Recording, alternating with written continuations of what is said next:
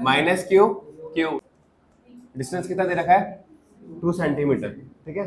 तो मतलब सीधा 2a, तुम इसके बीच में डिस्टेंस क्या पढ़ते हो 2a पढ़ते हो ना, उसकी वैल्यू कितनी दे रखी है तुम्हें, इसको पहले मीटर में कन्वर्ट कर लेना,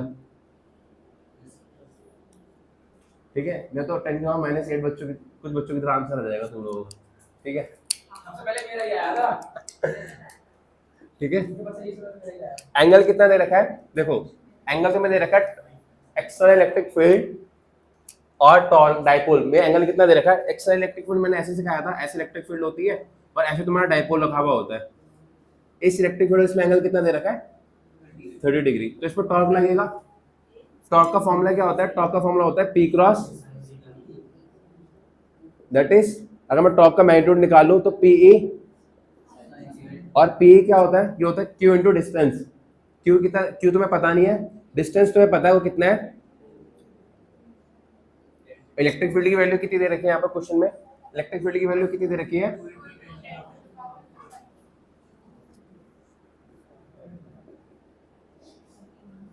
साइन थीटा। साइन थीटा मतलब थीटा कितना है तुम्हारा,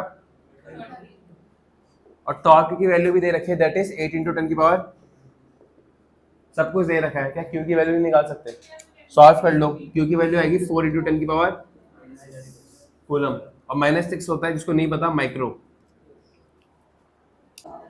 ठीक है। नेक्स्ट टॉपिक डालो, इलेक्ट्रिक फ्लक्स, टॉपिक डालना है भाई, electric flux. Area is scalar quantity और वेक्टर क्वांटिटी, किस किसको पता है एरिया वेक्टर क्वांटिटी है,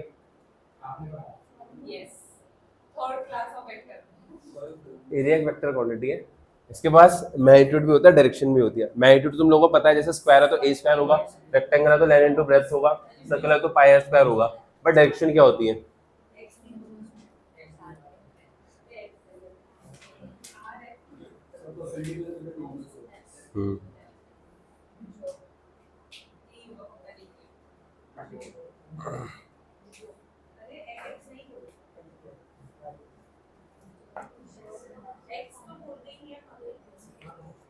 सुन लो भाई, जिसको नहीं पता, एरिया एक वेक्टर क्वांटिटी होती है, ठीक है।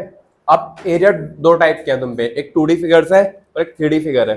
2D जैसे तुम्हारी बुक हो, इस रजिस्टर का जो ऊपर वाला सरफेस है वो 2D है, तो 2D सरफेस के लिए, जैसे अगर इसकी बात करूं, 2D सरफेस के लिए ऐसे रखा हुआ है, ये एक्स वाई प्लेन में रखा हुआ है, तो 2D फिगर्स के लिए जो एरिया वेक्टर होता है वो परपेंडिकुलर टू द सरफेस होता है। ये सरफेस है, इसके परपेंडिकुलर ऊपर भी जा सकता है और नीचे भी जा सकता है ना। हम दोनों में से कोई भी ले सकते हैं, ऊपर भी ले सकते हैं और नीचे भी ले सकते हैं, पर लेना ऐसे है तुम्हें इलेक्ट्रिक फ्लक्स के लिए कि इलेक्ट्रिक फील्ड और एरिया वेक्टर, इलेक्ट्रिक फील्ड और एरिया वेक्टर में एंगल 0 बने, उससे क्वेश्चन ईजी हो जाएंगे सॉल्व करने। तुम दूसरा वाले भी ले सकते हो, मतलब मान लो इलेक्ट्रिक फील्ड ऊपर है और एरिया वेक्टर, इलेक्ट्रिक फील्ड ऊपर है, तो 0 कब बनेगा, जब एरिया वेक्टर भी ऊपर आ जाए, तो दोनों में एंगल क्या होगा 0। अब तुमने एरिया वेक्टर नीचे ले लिया, नीचे की साइड, तो एंगल कितना बनेगा 180। बस क्वेश्चन थोड़ा टफ हो जाएगा, मतलब तुम्हें समझ नहीं आएगा इतना, या फिर तुम कोई एरर कर सकते हो, इसलिए बेटर ये रहता है कि तुम 0 वाला ऑप्ट करो। मतलब अगर ऊपर से इलेक्ट्रिक फील्ड है तो एरिया वेक्टर ऊपर वाला ले लो। आया समझ, कोई दिक्कत कोई परेशानी, ठीक है। और जो 3D फिगर्स हो गए, 3D फिगर जैसे तुम्हारा रूम, ये वाला रूम है, अब 3D फिगर्स के लिए मैं मान लो देखो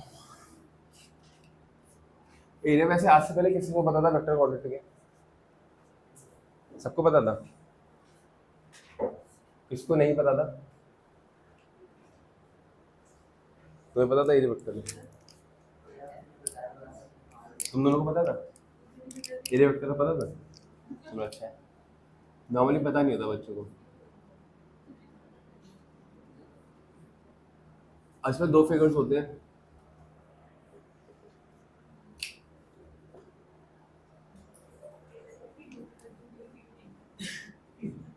इसके लिए एक डायरेक्शन ये भी पॉसिबल है, दूसरा ये भी पॉसिबल है। लेना कौन सा है, ऊपर वाला भी ले सकते हो, नीचे वाला भी ले सकते हो। मान लो इलेक्ट्रिक फील्ड ऊपर है तो ऊपर वाला ले लो, इलेक्ट्रिक फील्ड नीचे तो नीचे वाला ले लो, ऐसे लेना है कि एंगल 0 बने। इससे ले कुछ भी सकते हो, पर बेटर ये रहता है कि तुम जब एंगल 0 बनना वो वाला ले लो। एक्यूट एंगल बने तो ज्यादा आसान होता है, तुमने खुद भी देखा होगा एक्यूट एंगल को सॉल्व करना आसान होता है as compared to obtuse angle. Acute angles की वैल्यूज भी याद होती है ट्रिगो में, जैसे साइन 120 की फिर भी निकालना आसान है, और अगर मैं तुमसे सीधा बोलूँ साइन 210 की वैल्यू तो थोड़ा दिमाग लगाना पड़ जाएगा। क्या राम कह रहा है 120 में दिमाग लगाना पड़ जाता है, क्या 210 की बातें कर रहे हो आप, ठीक है। और 3D फिगर जैसे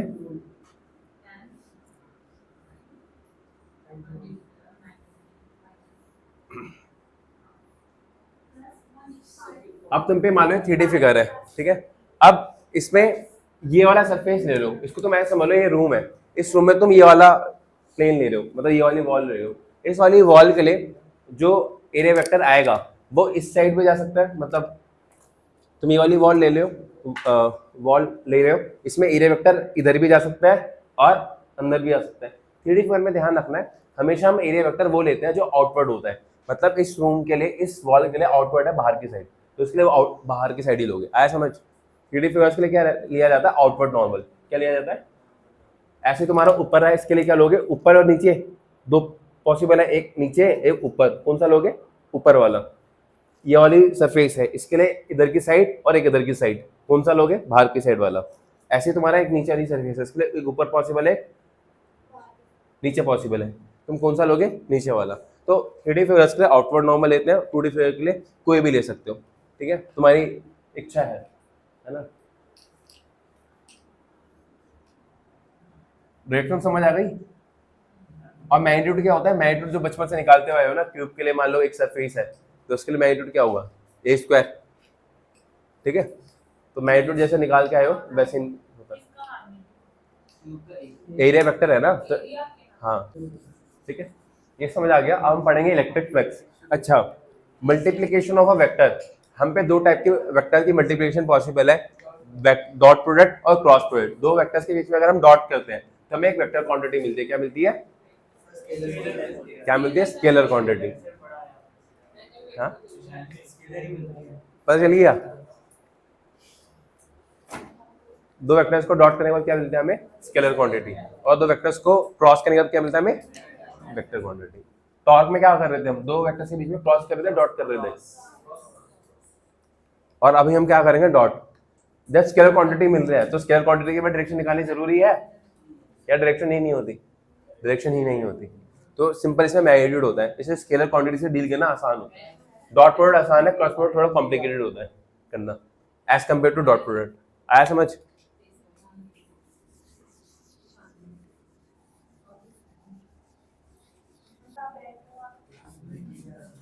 देखो इलेक्ट्रिक फ्लक्स क्या होता है पहले समझ लो। इलेक्ट्रिक फ्लक्स, इसको ना हम रिप्रेजेंट कई बार करते हैं फाई से, ठीक है। तो मैं किसने बोला पैर यू करके रखने के लिए, चुपचाप नीचे रख लो। इलेक्ट्रिक फ्लक्स होता है, बिल्कुल नहीं, E dot, it is a it is a dot product between E vector and A vector. चलो अच्छा, डॉट प्रोडक्ट कैसे होता है, तुम लोगों को डॉट प्रोडक्ट करना आता है ना। अब मैं जिससे जो पूछूंगा ना वही आंसर करेगा। पहली चीज, दूसरी चीज, मैं सिर्फ नए बच्चों से पूछूंगा। अब ये बात का बुरा मत माना कि सर आप हमें ही पकड़ते हो, नए बच्चों से सीधे पूछूंगा, क्योंकि जो मेरे पुराने बच्चे हैं उनको डॉट प्रोडक्ट मैंने खुद ने सिखाया, तो मुझे पता है उनको आता है, ठीक है। अब देखो electric flux is E dot A, और उसको ऐसा डिफाइन भी करा जाता है, it is number of electric field line passing per unit area.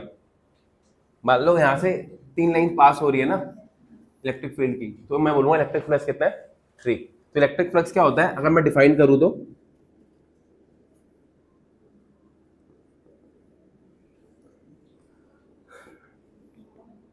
Number of electric field lines passing perpendicular to the area. अच्छा, electric flux is a scalar quantity और a vector quantity. Why scalar, because it is a dot product between, it is a resultant of dot product between two vectors, है ना।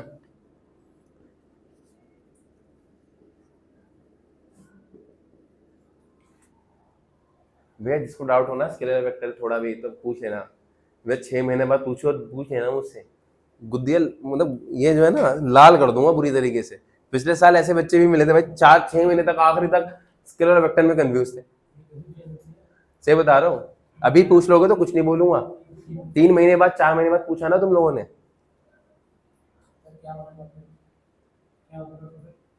क्या होता है dot product. Dot product होता है भाई, दो वेक्टर से डॉट प्रोडक्ट करोगे ना तो तुम्हें स्केलर मिलता है। हाँ दो वेक्टर की डॉट प्रोडक्ट। हाँ और वो होता है ए cos थीटा। हमने डॉट पे लगाया, क्रॉस भी लगाया। इलेक्ट्रिक फ्लक्स को डिफाइन भी ऐसे करते हैं, डॉट प्रोडक्ट है। जिसने भी बोला होगा ठीक है। अच्छा कोई तुम्हें ऐसा बोले, लास्ट ईयर मेरे स्टूडेंट से टीचर ने क्वेश्चन पूछा था कि डॉट प्रोडक्ट में cos थीटा क्यों आता है ना, और क्रॉस प्रोडक्ट में sin थीटा क्यों आता है। ऐसा कुछ भी नहीं है, ये मैथमेटिकली ऐसे डिफाइंड है। इसका कोई भी रीजन ऐसा देने की कोशिश करेगा कि हमने cos ऐसे लगा दी, क्योंकि जिन्होंने दिया था ना उसके रीजन भी बहुत इनवैलिड थे। नहीं जिन्होंने पूछा था मैथ्स के टीचर थे, जो जिन्होंने रीजन दिया था वो भी बहुत अजीब सा रीजन था, लास्ट ईयर हुआ था। ठीक है ना।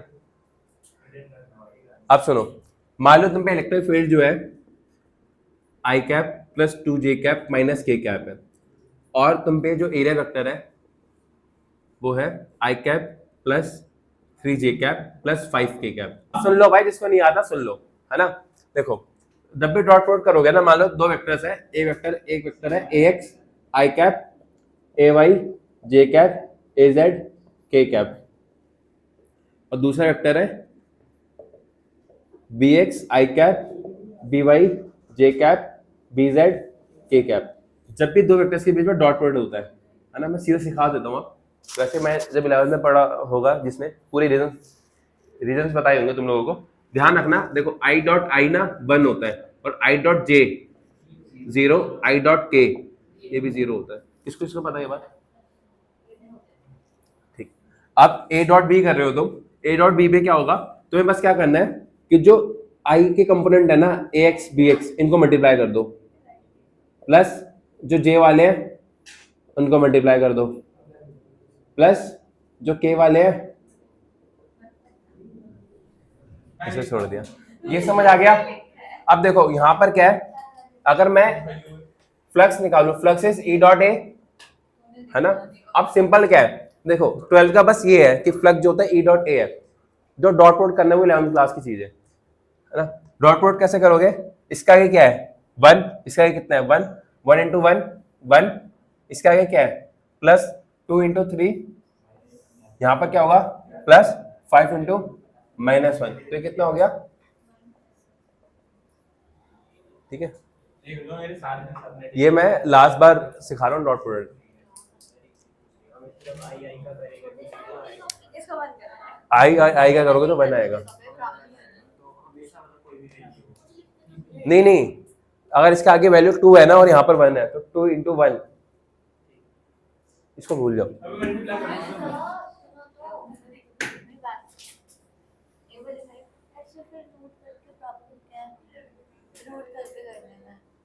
रूट करके करने में, अबे कहाँ से सीख लिया ये, मैंने नहीं सिखाया ये भाई। रूट एंगल भी तो पता होना चाहिए दोनों वेक्टर्स के बीच में। अगर रूट करके कर रहे हो तो cos थीटा थीटा एंगल भी तो लगाना पड़ेगा। अरे तुम ये वाला फॉर्मूला लगा रहे हो, ठीक है, ई ए और cos थीटा। वो कह रही है 49, वो कह रही है 49 टोटल। अच्छा ठीक है,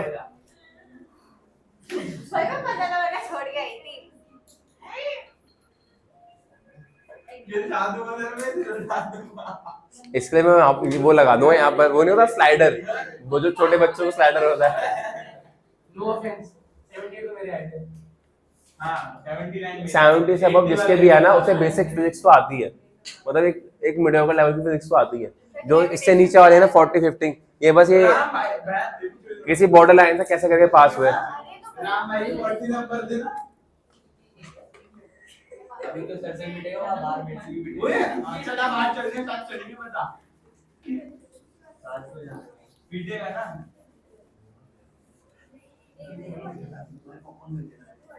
आपकी बोतल है प्लास्टिक की दिख रही है मुझे तो, आपकी कहाँ पे आ हाँ गई? मेरी बॉटल है। इलेक्ट्रिक फ्लक्स समझ आ गया, ठीक है। अब मैं इलेक्ट्रिक फ्लक्स पे क्वेश्चन करा रहा हूँ। अच्छा मुझे एक बात बताओ, ये एरिया वेक्टर है तुम्हारा, ठीक है, और ये इलेक्ट्रिक फील्ड है। मुझे ये बताओ एरिया वेक्टर और इलेक्ट्रिक फील्ड में एंगल कितना है? जीरो कौन कहता है और 90 कौन कहता है? इलेक्ट्रिक फील्ड और एरिया वेक्टर वो तुम्हें खुद दिमाग से बनाना है ना। मैंने ऐसे लिया है, ये प्लेन है और इलेक्ट्रिक फील्ड ऐसे है, 0 है 90 है। कौन कौन 0 बोलता है, कौन कौन 90 बोलता है?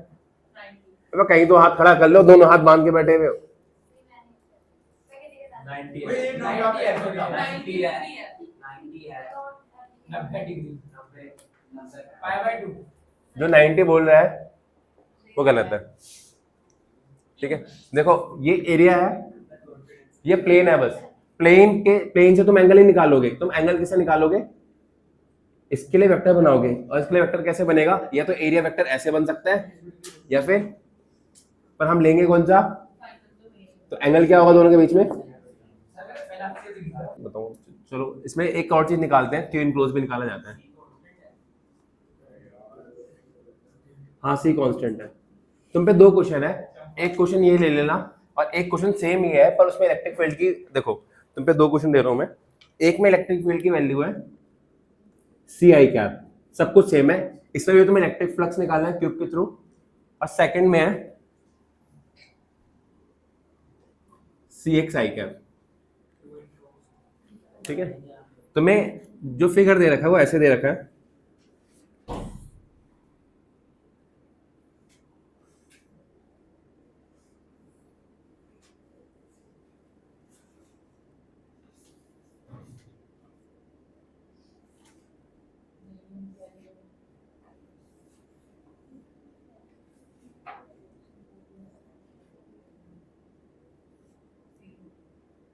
ठीक है। और यहां से जो इस साइड की दूरी है ना वो a है, और इस हर एक साइड का जो क्यूब है वो a डिस्टेंस पे ही है। अच्छा मुझे एक बात बताओ, अगर ये वाली साइड जो है तुम्हारी, जो पहली साइड आ रही है ऐसी, वो a डिस्टेंस पे है, तो ये सेकंड वाली साइड कितनी, ये वाली साइड कितने डिस्टेंस पे होगी? देखो क्यूब है ना, ये भी क्या होगा a, तो यहां से इसकी दूरी कितनी होगी?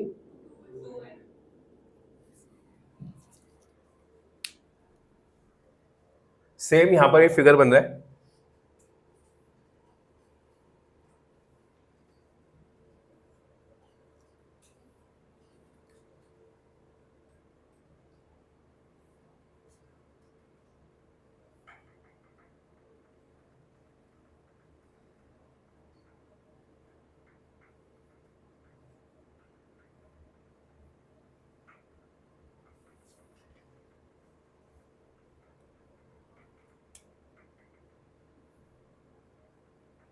अच्छा इन दोनों फिगर में मुझे कोई डिफरेंस बता सकता है?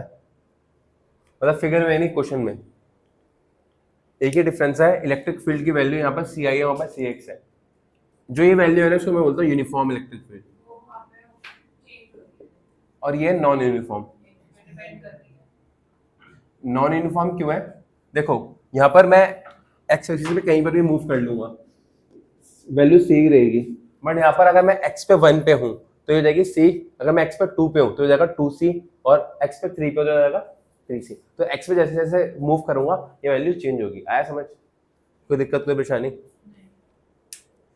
अब ये तुम पे क्यूब है, ठीक है।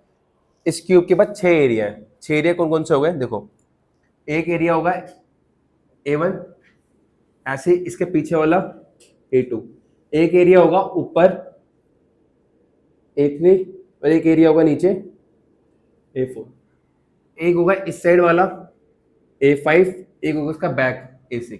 अब ध्यान से समझना मैंने करा क्या है। किस पे क्यूब, हाँ ऐसे समझ लो, इसको समझ लो, ये 3D फिगर है। मैं क्या कर रहा हूँ, यहाँ से इलेक्ट्रिक फील्ड जा रही है इस क्यूब, इसको मान लेना यहाँ से इलेक्ट्रिक फील्ड सारी ऐसे है। अब तुम पे इसके लिए कितने एरिया पॉसिबल है? 6। एक है ऊपर, एक है नीचे, एक है इधर, एक है इधर, एक है इधर और एक है इधर। अच्छा, इलेक्ट्रिक फ्लक्स की वैल्यू क्या होती है? ई ए कॉस थीटा, और थीटा जब 90 हो तो इलेक्ट्रिक फ्लक्स कितना होगा तुम्हारा? 0। तो जब जब इलेक्ट्रिक फील्ड और एरिया वेक्टर में एंगल कितना बने? 90, तो इलेक्ट्रिक फ्लक्स कितना आएगा? 0, है ना। अब हम पे 6 एरिया है, तो 6 एरिया से इंडिविजुअल इलेक्ट्रिक फ्लक्स निकालूंगा और नेट के लिए क्या करूंगा? 6 के 6 को प्लस कर दूंगा। ये स्केलर एडिशन होगा, वेक्टर एडिशन होगा? स्केलर, क्योंकि इलेक्ट्रिक फ्लक्स कैसी क्वांटिटी है? Scalar quantity. अब समझो, इलेक्ट्रिक फील्ड हर किसी केस के अंदर इलेक्ट्रिक फील्ड इधर है, इसके लिए एरिया वेक्टर किधर है? ऊपर। एंगल कितना है? 90।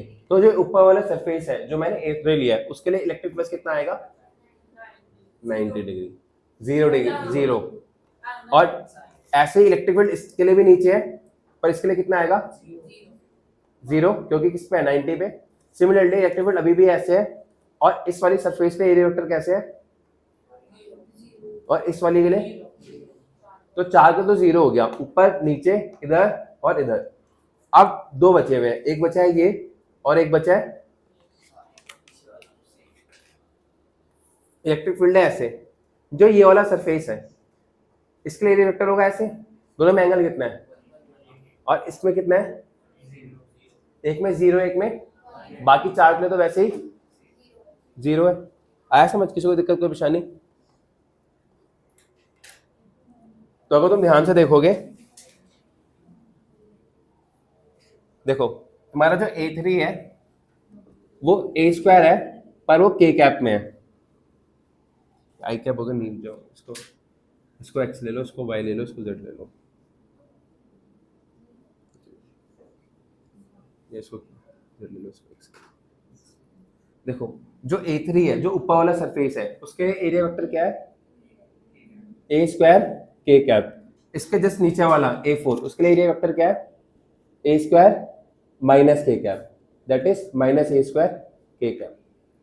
ऐसे ही जो इधर वाली साइड थी तुम्हारी, दिस साइड, वो तुम्हारा A1 है, ठीक है। और A1 के लिए क्या होगा? A1 के लिए आई कैप ही होगा, और इसके पीछे वाला है A2, इधर वाला, इसके लिए क्या होगा? माइनस आई कैप।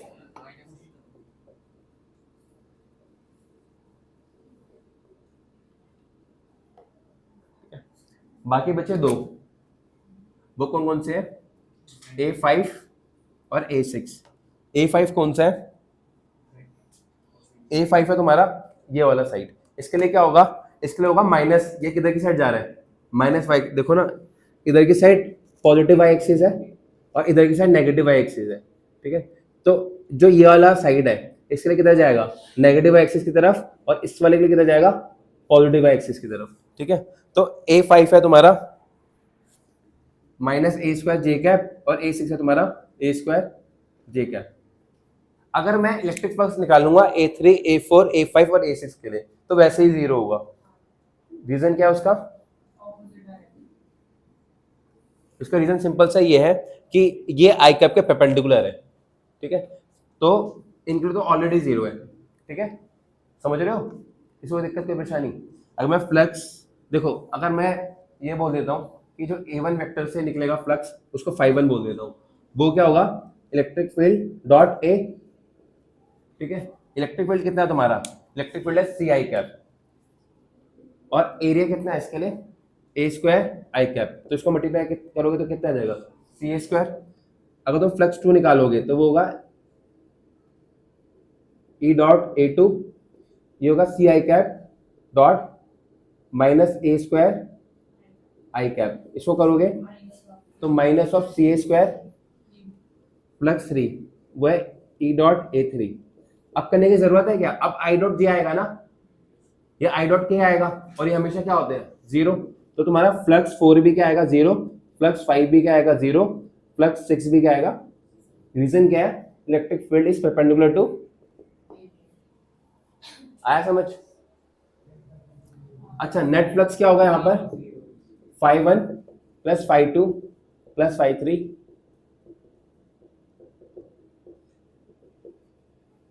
CA² माइनस CA², कितना आ गया? ठीक है। तो इससे नेट इलेक्ट्रिक फ्लक्स क्या है? 0। किसी को दिक्कत, कोई परेशानी है ना? अब ये वाला क्वेश्चन देखो, इसमें एक डिफरेंस है। इसमें डिफरेंस क्या है? देखो इसमें जो इलेक्ट्रिक फील्ड है वो नॉन यूनिफॉर्म है। इलेक्ट्रिक फील्ड क्या है इस केस में? Non uniform. इसमें भी तो सारे एरिया वेक्टर ऐसे ही आएंगे जैसे यहाँ पर आए थे। एरिया वेक्टर में तो कोई चेंज नहीं आएगा कि वो ए स्क्वायर के कब आएगा माइनस ए स्क्वायर के क्या पाएगा।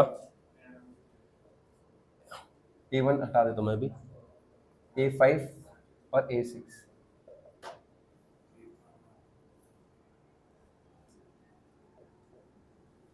इन सब में क्या electric field is perpendicular to difference का। देखो इनसे तो कोई मतलब ही नहीं है, जो के कैप वाले और जे कैप वाले हैं ना, इनसे कोई फर्क ही नहीं आएगा। इनकी वजह से तो हमेशा जीरो आना चाहे कोई भी वैल्यू हो। क्यों? क्योंकि तो परपेंडिकुलर है। यहाँ पर इलेक्ट्रिक फील्ड और एरिया वेक्टर की जो भी वैल्यू चेंज हो, एंगल तो 90 रहना है, तो वैल्यू चेंज से कोई फर्क तो पड़ना ही नहीं है, क्योंकि मल्टीप्लाई एड एंड किससे हो जाना है? जीरो से। तो आंसर क्या हो जाएगा? जीरो। फर्क किसको पड़ेगा? सिर्फ एक 0 डिग्री बना रहा था जो A1 और A2। देखो ध्यान से समझना, जो ये वाली साइड है, एक तुम्हारी ये वाली साइड है, यहाँ पर इलेक्ट्रिक फील्ड की वैल्यू ये क्या है? ये वाली साइड कितने डिस्टेंस पे? A पे है ना। तो इसके लिए इलेक्ट्रिक फील्ड की वैल्यू कितनी है?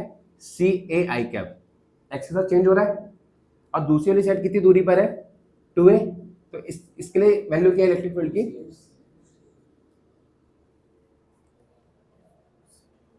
आया समझ? ठीक है। तो अगर तो फ्लक्स 1 निकालोगे तो होगा इलेक्ट्रिक फील्ड 1.A1। ठीक है। और A1 कितना है तुम्हारा? ये तुम्हारा CA कैप और एरिया तुम्हारा A स्क्वायर I कैप। ये कितना आंसर आ जाएगा? CA cube. और फ्लक्स 2 क्या आएगा? जो इस सरफेस से आएगा वो होगा इलेक्ट्रिक फील्ड। एक सेकेंड, इसमें एक गड़बड़ हो गई है। जो ये वाली साइड है तुम्हारी A1, इसके लिए जो तुम्हारा एरिया वेक्टर होगा वो माइनस A स्क्वायर होगा। माइनस A स्क्वायर क्यों होगा? क्योंकि ये वाली साइड के लिए जो वेक्टर आएगा वो इधर की साइड आएगा। ठीक है। तो ये माइनस CA क्यूब आएगा। ठीक है। और इसके लिए किधर की साइड आएगा? इधर की साइड। तो हो जाएगा CA होगा या C2A होगा? I cap dot A square I cap. तो ये कितना जाएगा तुम्हारा? आप तुम फाइनेट निकालोगे, फाइनेट अभी भी 5(1) प्लस 5(2) प्लस 5(3) प्लस 5(4) प्लस 5, पर इसमें 4 तो ऑलरेडी 0 है, तो इसमें आ गया एक तुम्हारा minus CA cube plus 2CA cube. Answer कितना आ गया? है ना। हाँ, वहां पर 2A क्यों नहीं लिया आप समझना इस चीज को। यहाँ पर लेने की जरूरत ही नहीं थी, क्योंकि इलेक्ट्रिक फील्ड क्या है? यूनिफॉर्म है। चाहे A पे रखो चाहे 2A पे रखो, इलेक्ट्रिक फील्ड की वैल्यू कांस्टेंट है। ये दोनों केस में डिफरेंस है। यूनिफॉर्म का मतलब यह है कि अगर 5 इलेक्ट्रिक फील्ड लाइंस अंदर एंटर कर रही है तो बाहर भी कितनी निकल रही है? 5। तो नेट अंदर कितनी रही? 0। आया समझ? इसके अंदर कितनी है? इसके अंदर एंटर 5 कर रही है, निकल 10 रही है। मतलब कॉम्बिनेशन कुछ अलग टाइप का है, मतलब फील्ड लाइंस अंदर जाके इंक्रीज हो जा रही है। आया समझ? ठीक है। कोई दिक्कत कोई परेशानी? दोनों क्वेश्चन समझ आ गए भाई? ये क्वेश्चन आता है, इसमें क्यू इंक्लोजिव पूछते हैं। गॉस लॉ बता दूंगा ना यहाँ से, तो गॉस लॉ जिसको पता होगा वो निकाल सकता है आराम से। Q total is Q enclose bye epsilon not.